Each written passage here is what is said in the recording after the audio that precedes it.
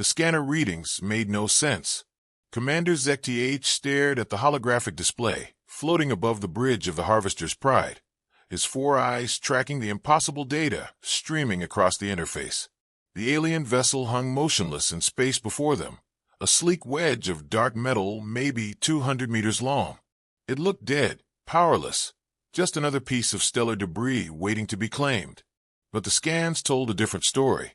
"Run it again," ZTH clicked, his mandibles chattering with uncertainty.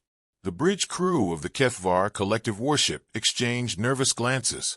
They'd been pirates and salvagers for cycles, preying on the weak and forgotten in this empty sector of space. This should have been routine. Science Officer Velka's tentacles danced across her console. "Commander, the readings are consistent. The hull composition is unusual. Some kind of layer composite I've never encountered. And these impact patterns." Her voice trailed off. "What about them?" "Sir, this vessel has been in combat. Extensive combat. I'm reading blast scoring from at least 17 different energy weapon types, kinetic impact craters that suggest projectile weapons of enormous caliber, and—" She paused, double-checking her instruments. "Molecular level scoring that indicates exposure to weapons that literally dissolve matter at the atomic level." ZTH's blood chilled. The HFY were considered a militaristic species by most galactic standards, but they'd never encountered weapons that could unmake matter itself. How is it still intact? "That's what concerns me, sir. Whatever species built this ship, they designed it to survive weapons that would vaporize our hulls. And according to these scans, it has survived them. Multiple times." The bridge fell silent except for the steady hum of the ship's systems. Through the viewports, the alien vessel continued its slow tumble through space, its dark hull reflecting no light from the distant stars. It looked harmless, almost elegant in its simplicity. "Commander," Communications Officer Hexan spoke up, his voice barely above a whisper. "I'm picking up faint energy signatures from inside the vessel. It's not completely dead." "Life signs." "Negative, sir. But there are active systems. Power generation is minimal, but something is definitely running." ZTH considered their options. The smart play would be to mark the coordinates and return with a larger fleet. But the Harvester's Pride was already overdue for a profitable salvage operation. The crew was getting restless, and his superiors in the collective were asking uncomfortable questions about their recent lack of success. "Tactical assessment," he ordered. Weapons Officer Grexel manipulated his controls with practiced efficiency. "Sir, the vessel appears to be unarmed. No obvious weapon ports, no energy signatures consistent with military hardware. If it was a warship, it's been thoroughly disarmed." "Could be a trap?" "Possible, but unlikely. We're detecting no active targeting systems, no weapons lock, no communication attempts. If someone wanted to ambush us, they'd have done it by now." ZTH made his decision. "Prepare a boarding party. Full environmental suits, scanning equipment, and bring the portable data extractors. If this vessel has been through as much combat as our scans suggest, its databases might contain valuable intelligence about whoever they were fighting." "And if we encounter survivors, sir?" asked Velka. "We follow standard protocol. Question them, then space them. We can't afford witnesses." The boarding party assembled in the docking bay within 10 minutes. 8 HFY warriors in full combat armor, armed with plasma rifles and neural disruptors. Their leader, Sergeant Morkx, was a veteran of a dozen raids. If anyone could handle unknown aliens, it was him. The Harvester's Pride maneuvered closer to the derelict vessel, magnetic grapples extending to establish a connection. The alien ship's hull was smooth, almost organic in its curves, but the scarring was even more evident up close. Whatever wars this species had fought, they'd been brutal beyond imagination. "Boarding tube sealed and pressurized," reported the deck officer. No response from the target vessel. "Good hunting," Zektich told Morkx over the comm. "Remember, we want information first, salvage second." "Understood, Commander." The boarding party disappeared into the tube, their helmet lights cutting through the darkness. ZTH returned his attention to the tactical display, watching their progress as tiny blips moving through the alien vessel's corridors. "Sir," Velka called out, her voice tight with concern. I'm detecting additional energy spikes from the vessel. Something's activating. On screen, the alien ship's hull began to glow with faint lines of blue light, tracing geometric patterns across its surface. The patterns were beautiful, almost hypnotic, but they filled ZTH with a growing sense of dread. More KX report. He barked into the communicator. Static answered him for long seconds before the sergeant's voice crackled through. Commander, you need to see this. We found their database core, and sir, I think we've made a terrible mistake. The blue lines on the alien ship's hull pulsed brighter, and deep within its core, systems that had slept for months began to wake up. The corridor stretched ahead of them like the throat of some great beast. Sergeant Moore KX adjusted his helmet light and tried to ignore the way the walls seemed to pulse in his peripheral vision. The alien ship's interior was unlike anything he'd encountered in 2 decades of boarding actions. These aren't blast marks, muttered Private Jexley, running his scanner along a section of wall. They're deliberate. Look at this patterning. Moore KX moved closer and felt his breath catch. What he'd initially taken for battle damage was actually intricate scoring carved into the metal itself. Symbols, words in an alien script, covering every surface like a memorial wall. It's writing, he realized. The entire ship is covered in writing. What does it say? Asked Corporal Thane. How should I know? Keep moving. We need to find that database core. They pushed deeper into the vessel, their boots echoing strangely in the empty corridors. The architecture was wrong somehow, designed for beings larger than the Kethvar, with doorways that towered above them and corridors wide enough to accommodate small vehicles. Motion sensors are going crazy, reported Private Kellex. But I'm not seeing anything on visual. Equipment malfunction? Negative, sir. The readings are consistent.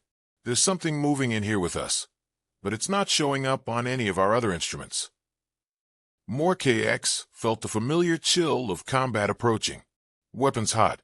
Stay alert. They found the database core 15 minutes later, in a chamber that defied easy description. The room was spherical, with walkways spiraling around its circumference, all leading to a central platform where banks of alien computer equipment hummed with activity. But it was the walls that made Moore KX's blood run cold. They were covered in images, thousands of them, holographic displays, showing scenes of warfare that made the Kethvar's most brutal conquests look like children's games. Entire planets cracked open like eggs. Ships the size of moons tearing each other apart, with weapons that turned space itself into a killing field. Beings in sleek armor fighting desperate battles against things that shouldn't exist. By the void, whispered Thane. What were they fighting? Moore KX approached the central console, his scanner translating the alien symbols into something approaching comprehension. These are battle records. Thousands of them. This species, they call themselves humans. They've been at war for over 300 cycles. Against who? Everyone. Moore KX's voice was flat with disbelief. The Zeketh Swarm. The Void Touched. The Machine Collective. The Elder Things. Names I don't recognize. They fought wars against enemies that destroyed entire galactic sectors. Jexley was examining another display. Sir, these casualty figures can't be right. They're claiming losses in the billions, but somehow they kept fighting. Look at this. Kellex called from across the chamber. It's some kind of strategic analysis. The hologram he'd activated showed the galaxy as seen from human space. Red zones marked areas of active conflict, yellow for contested regions, green for secure space. There was almost no green. They're surrounded, Thane observed, on all sides. How do they survive? Moore KX was downloading data as fast as his portable extractor could process it. According to this, they don't just survive. They win. Look at these territorial comparisons over time. Every war that should have destroyed them instead made them stronger. The implications were staggering. The Kethvar Collective considered itself a major galactic power, but their entire territory would barely register as a single system on these human star charts. And this species had been fighting enemies that could crush the collective without effort. Commander, Moore KX activated his communicator. You need to abort the salvage operation. We need to leave. Now. Explain. Sir, this isn't a derelict. It's a warship. And the species that built it, they're not just dangerous. They're impossibly dangerous. We're talking about a civilization that's been fighting a multi-front galactic war for centuries and winning. That's impossible. Our intelligence reports show no major conflicts in this sector. That's because they're not fighting in this sector, sir. They're fighting everywhere else. This ship is here because... More KX paused, translating more of the data. Because they're expanding. This is a scout vessel, mapping new territories for colonization. Static filled the channel for several seconds before ZTH's voice returned, tight with concern. Sergeant, the vessel is powering up. Hull temperature is rising, and we're detecting weapon signatures. More KX spun around, looking at the chamber's displays. They were changing, showing real-time information instead of historical records. Star charts updated themselves, marking the position of the Harvester's Pride with a red targeting reticle. It's not powering up, he realized with growing horror. It was never powered down. It's been watching us this whole time. New displays activated around the chamber, showing feeds from throughout the ship. The boarding party had triggered something, awakened some kind of automated system, and that system was very unhappy about intruders. Sir, we need immediate extraction. The ship's defense systems are activating. Negative. The docking tube has been severed. You're on your own. Through the chamber's viewports, more KX could see the Harvester's Pride pulling away from the human vessel, its captain finally understanding the magnitude of their mistake. The alien ship's hull was now glowing brightly, those geometric patterns pulsing with increasing intensity. Well, said Thane with forced calm, this is new. The chamber's main display activated, showing a human face. The being was tall and pale, with piercing blue eyes and hair the color of starlight. When it spoke, the ship's translation systems rendered its words in perfect Kethvar. Greetings. I am Captain Sarah Chun of the Human Colonial Defense Force Vessel Persistence. You have boarded my ship without permission and accessed classified military databases. Under the laws of war as established by the Terran Federation, you are now prisoners of war. More KX stepped forward, trying to project confidence he didn't feel. We are citizens of the Kethvar Collective. We claim salvage rights under. Your salvage rights are noted and rejected. Chin interrupted. However, I am prepared to offer terms for your release. What terms? The human smile was cold as the space between stars. You're going to deliver a message for me. Commander ZTH watched in horror as the human vessel shed its disguise like a predator revealing its fangs. The dark hull plates retracted, exposing weapon systems that defied easy classification. Energy readings spiked beyond his instrument's ability to measure, and space itself seemed to ripple around the ship's hull. All weapons online, he barked. Target the alien vessel. Sir, Grexol's voice cracked with strain. Our targeting computers can't lock on. The ship it's bending space around itself. Our sensors can't get a clear reading. Through the viewports, the human warship was transforming. What had appeared to be a simple scout vessel was revealing itself as something far more dangerous. Weapon ports opened along its hull like watching eyes, and the geometric patterns that had seemed decorative now pulsed with obvious purpose. How is that possible? Velka was frantically adjusting her sensors. The mass readings are all wrong. It's as if the ship is bigger inside than outside. Dimensional folding technology, ZTH realized with growing dread. They've compressed their ship's interior into a smaller external space. That's not just advanced, it's theoretical. Our scientists said it was impossible. Sir, we're receiving a transmission from the alien vessel. Put it through. The main screen flickered, showing the bridge of the human ship. It was elegant in its simplicity, with clean lines and surfaces that seemed to absorb light. But it was the crew that made ZTH's blood freeze. They moved with the fluid precision of apex predators. Each human was tall and lean, their faces sharp with intelligence and something else. Something that spoke of wars fought in the deepest darkness, of victories paid for in blood and sacrifice. These weren't simple explorers or traders. These were soldiers. The human captain stepped into view, and ZTH felt the primal fear that came from recognizing a superior predator.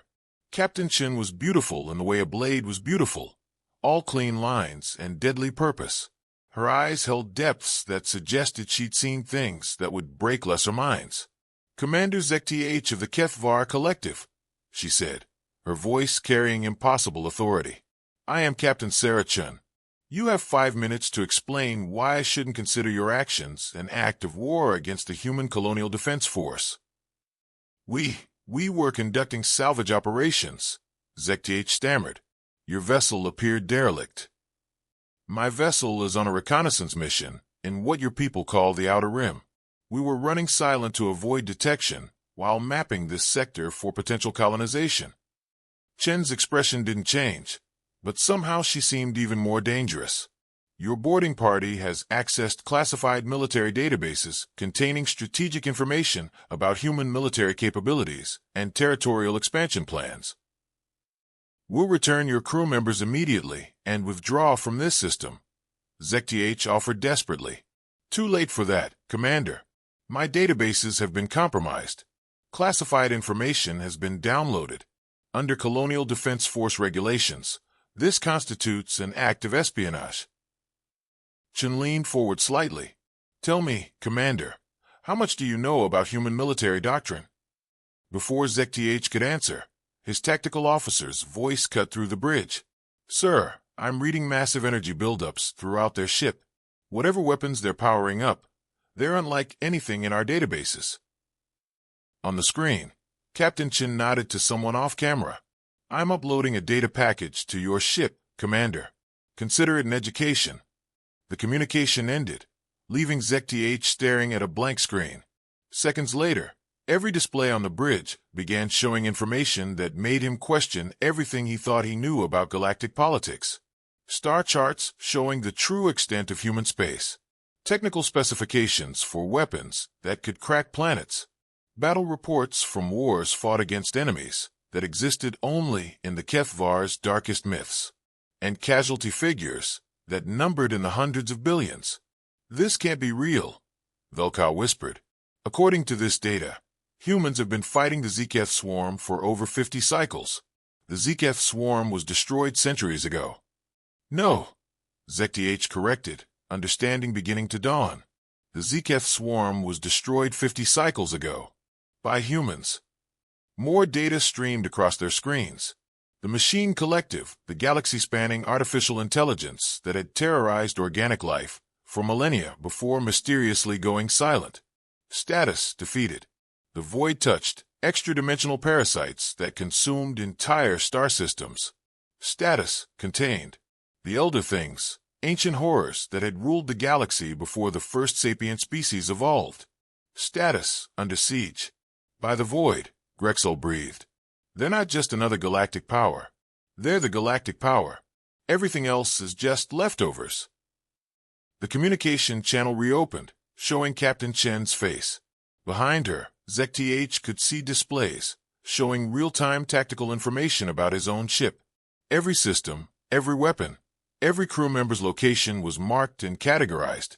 "I've had a chance to review your vessel specifications, Commander," Chen said conversationally. "Impressive by local standards. Your plasma cannons might actually leave scorch marks on my hull before my point defense systems eliminated them.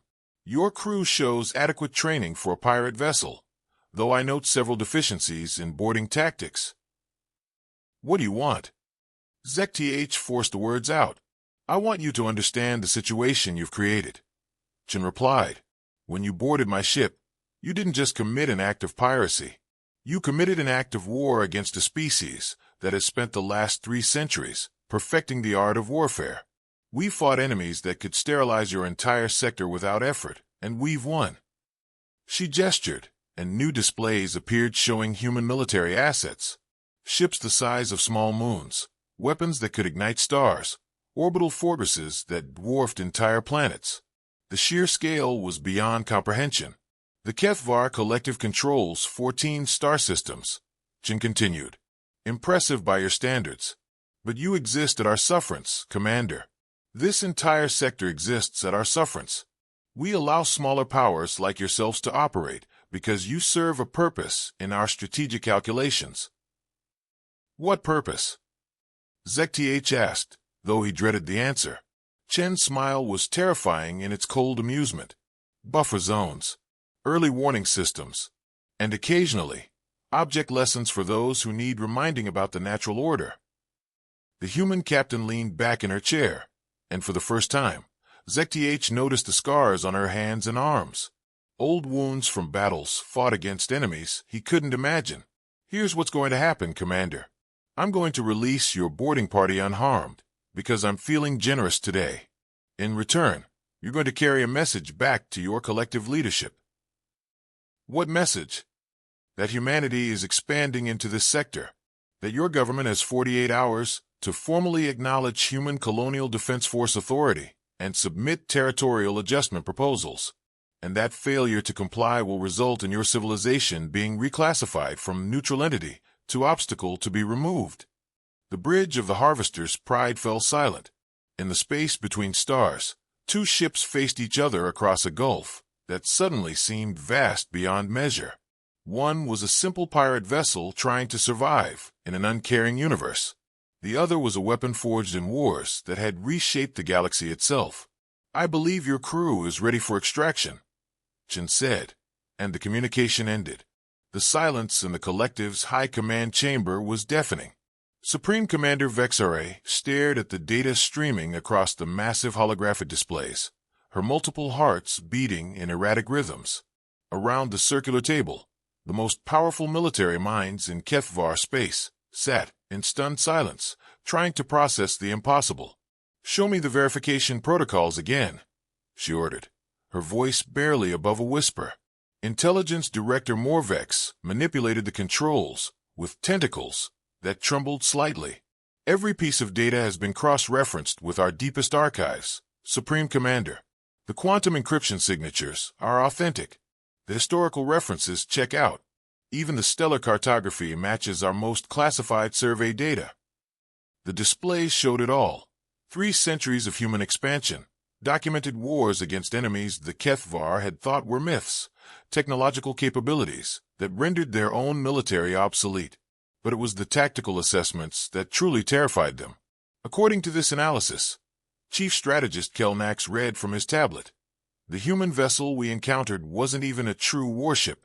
It was classified as a light reconnaissance frigate in their fleet hierarchy, and it possessed sufficient firepower to eliminate our entire border fleet.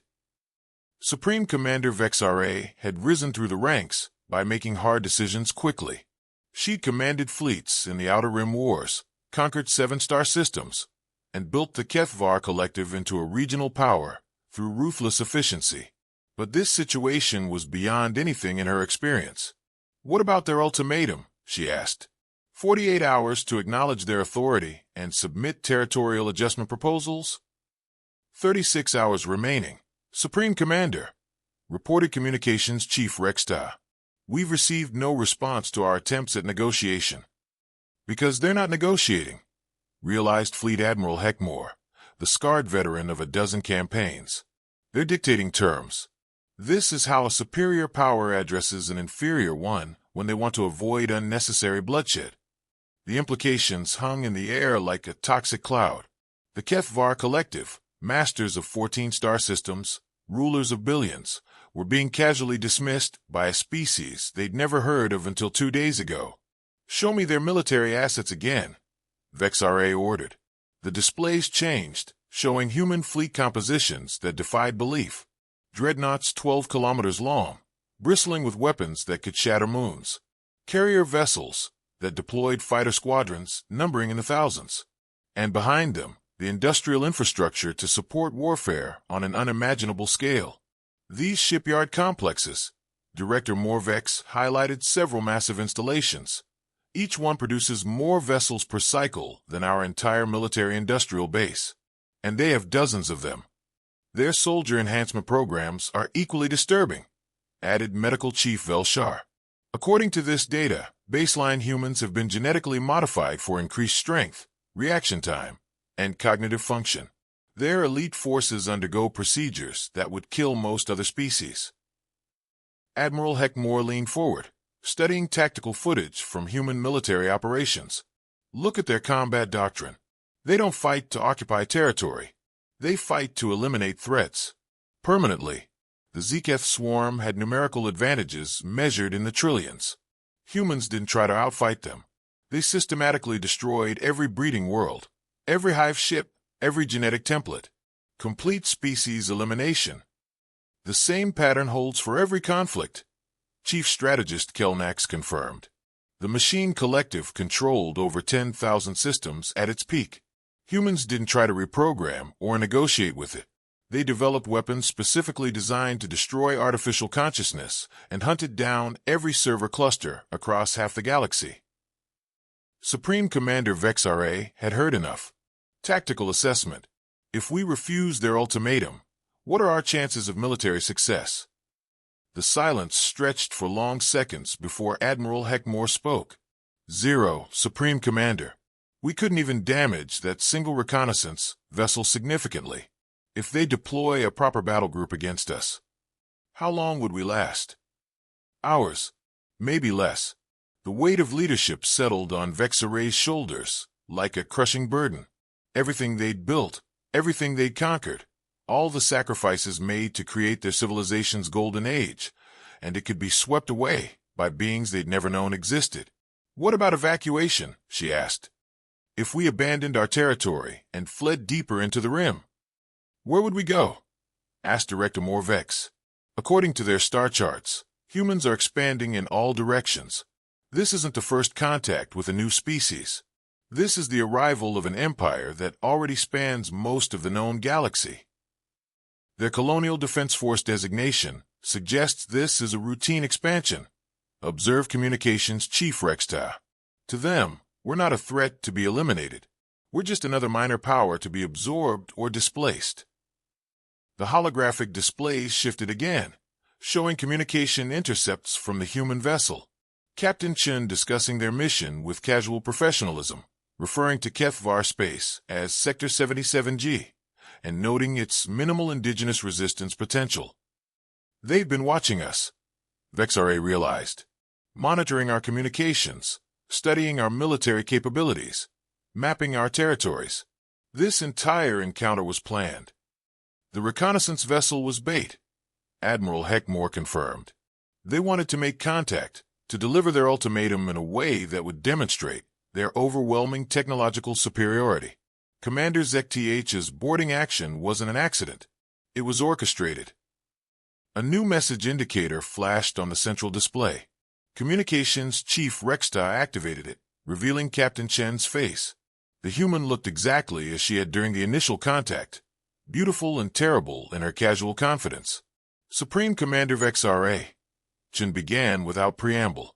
I am Captain Sarah Chun of the HCDF vessel Persistence.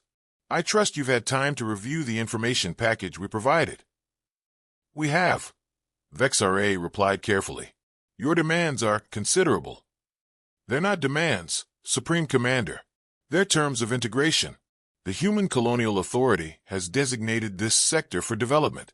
Your cooperation will be rewarded with autonomous governance, rights within the colonial framework. Your resistance will be noted and overcome. And if we choose neither cooperation nor resistance, if we simply withdraw from this region entirely. Chen's expression didn't change, but somehow her presence seemed to fill the chamber. Then you would be abandoning strategic territory that we require for our continued expansion, that would necessitate pursuit and forced relocation to preserve operational security. The message was clear. There was no escape. Humanity had grown too large, too powerful, too all-encompassing to simply avoid. You have 18 hours remaining, Supreme Commander, Chen continued. I recommend you use that time wisely. The transmission ended, leaving the Kethvar leadership staring at their darkest hour. Outside the command center's windows, their capital city sprawled beneath alien stars, billions of citizens going about their lives unaware that everything was about to change forever. Supreme Commander Vex-RA looked around the table at her advisors, these beings who had helped build an empire, and saw her own despair reflected in their faces. Begin drafting surrender terms, she said quietly. We'll negotiate the best deal we can for our people. In the depths of space, the human reconnaissance vessel continued its patient watch, a herald of an empire that had already decided their fate. 6 months after first contact, the transformation was complete. Supreme Commander Vexare stood in what had once been the Collective's high command chamber, now redesigned as a colonial administration office. Human efficiency had swept through their entire governmental structure like a gentle but inexorable tide, replacing systems that had evolved over centuries with procedures that actually worked. She had to admit, grudgingly, that life under human authority wasn't the nightmare she'd expected. The quarterly production reports, announced Assistant Colonial Administrator Williams, a slight human with kind eyes and the bearing of someone accustomed to managing complex bureaucracies. She placed a data tablet on Vexare's desk with careful precision. "Thank you, Sarah," Vexare replied, still adjusting to the informality humans preferred in professional relationships. "Any concerns?" "Actually, the numbers are quite impressive. Industrial output is up 37% across all sectors. Your people have adapted remarkably well to human organizational methods." It was true. The dreaded integration had brought unprecedented prosperity to HFY space.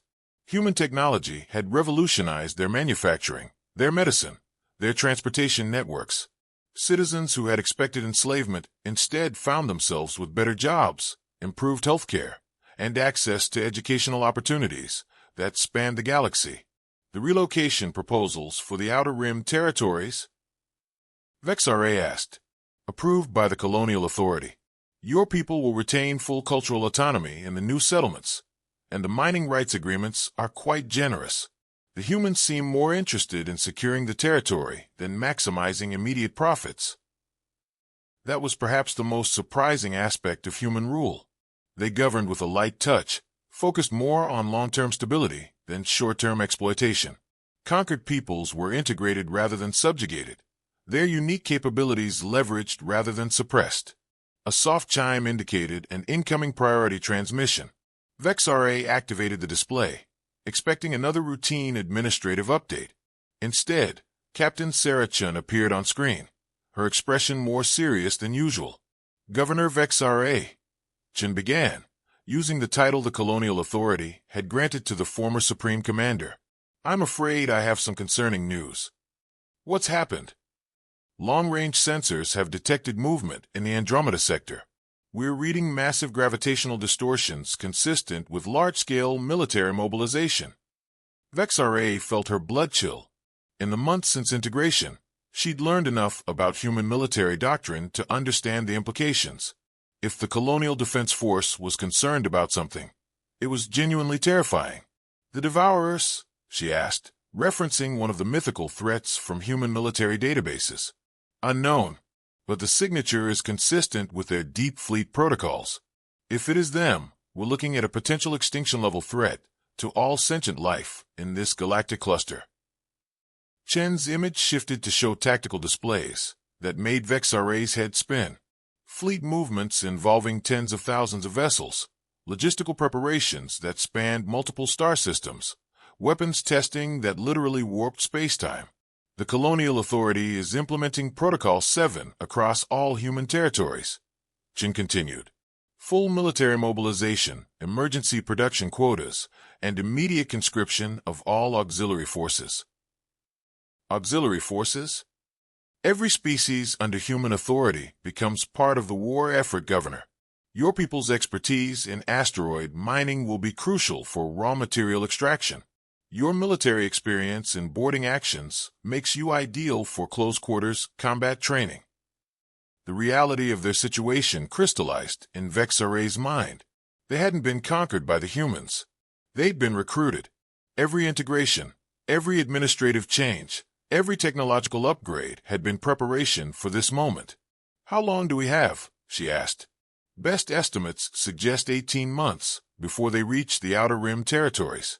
After that, it's a straight path to the core systems." Chen's expression softened slightly. "I know this is overwhelming, Governor, but I want you to understand something important." "What?" 6 months ago, If the devourers had emerged, your people would have faced them alone. You would have died alone, unknown and unremembered. Now you're part of something larger. When we fight this war, we fight it together. When we win together. New displays appeared, showing the true scope of human military preparations. It wasn't just about the colonial defense force anymore.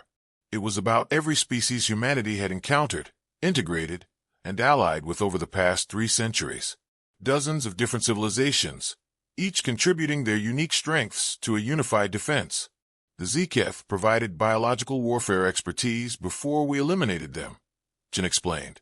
The Machine Collective gave us quantum computing capabilities before we destroyed it. Even the Elder Things taught us dimensional manipulation techniques before we drove them back to their realm. You learned from your enemies. We learned from everyone, Governor, including you. The transmission ended, leaving Vexare alone with the magnitude of what was coming. Outside her office windows, Kethvar citizens were going about their daily lives, unaware that they were about to become soldiers in a war for the survival of organic life itself. But as terrifying as that prospect was, Vexare found herself feeling something unexpected. Hope. 6 months ago, the Kethvar Collective had been a regional power struggling to maintain relevance in an uncaring universe. Now, they were part of an empire that had spent centuries preparing for threats beyond imagination. They had allies, resources, and protectors who had turned the art of warfare into a science. She activated her command interface and began issuing orders. Military training facilities needed to be expanded. Industrial production had to be shifted to wartime quotas. Citizens required briefing on the new reality they faced. The Kethvar had made their choice when they submitted to human authority, trading independence for security. Now they would discover if that bargain had been worth making. In the depths of space, sensors that spanned multiple galaxies continued their vigilant watch. And in the darkness between stars, ancient enemies stirred, drawn by the scent of civilization and the promise of consumption. The war that would decide the fate of organic life was coming. But humanity, and all those who had chosen to stand with them, would be ready. End of story.